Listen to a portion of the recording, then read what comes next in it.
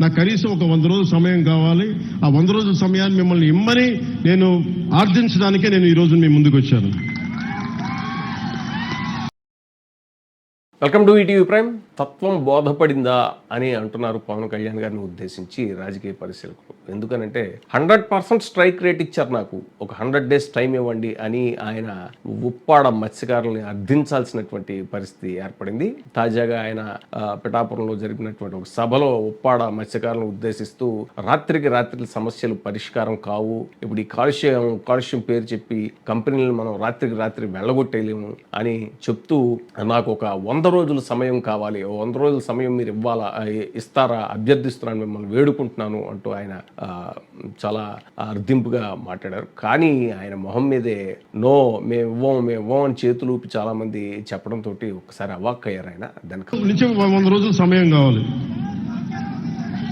So మీరు ఆ 100 రోజుల్లోపు నేను ఒక రోడ్ మ్యాప్, ఒక పరిష్కార మార్గం, అవసరమైతే దీన్ని క్యాబినెట్లో మాట్లాడదాం, లేదంటే అసెంబ్లీలో కూడా మాట్లాడి మీకు న్యాయం జరిగేలాగా నేను ముందుకు తీసుకెళ్తాను. మీ అందరికీ నేను మనస్ఫూర్తిగా నేను మీకు తెలియజేసుకున్నాను.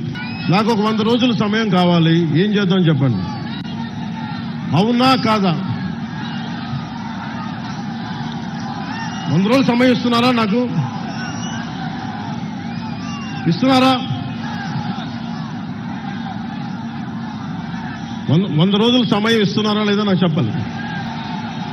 అలా కుదరదు. నాకు పరిస్థితిలో ఆయన చాలా అసహనంగా, చాలా ఇబ్బందిగా ఫీల్ అయినటువంటి స్పష్టంగా వేదిక మీద తెలిసిపోయింది. వాస్తవానికి ఈ ఉప్పాడ మత్స్యకారులకి ఆయన చాలా గట్టిగా భరోసా ఇచ్చారు. ఎన్నికల ముందు ఎంతటి వాగ్దానాలు చేశారంటే రాత్రికి రాత్రి తరిమేస్తానని, అధికారంలోకి వచ్చిన వెంటనే మొత్తం కాలుష్య పరిశ్రమలన్నింటినీ మూయించేస్తాను అనే స్థాయిలో మాట్లాడారు ఆయన.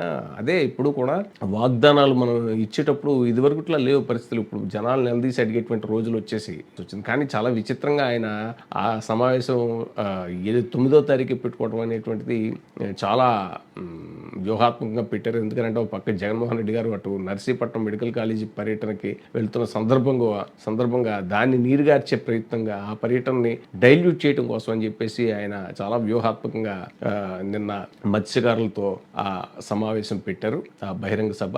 అయితే కానీ పాపం ఆయనకి వికటించింది అది. వాళ్ళు రివర్స్ అయ్యారు. 100% స్ట్రైక్ రేట్ అయితే ఇస్తాం కానీ మీకు 100 రోజులు సమయం ఇచ్చే ఛాన్సే లేదు, మాకు వెంటనే మా సమస్యలకు పరిష్కారం కావాలి అన్నట్టుగా వాళ్ళు చెప్పిన తీరు ఏదైతే ఉందో దానికి చాలా మంది కూటమి పెద్దలు కూడా వాక్కయ్యారు. ముఖ్యంగా పవన్ కళ్యాణ్ గారు చాలా డిఫెన్స్లో పడినట్టు అయింది. మరి చూడాలి దీనికి ముందు ఆయన ఎలాంటి పరిష్కారం సూచిస్తారు.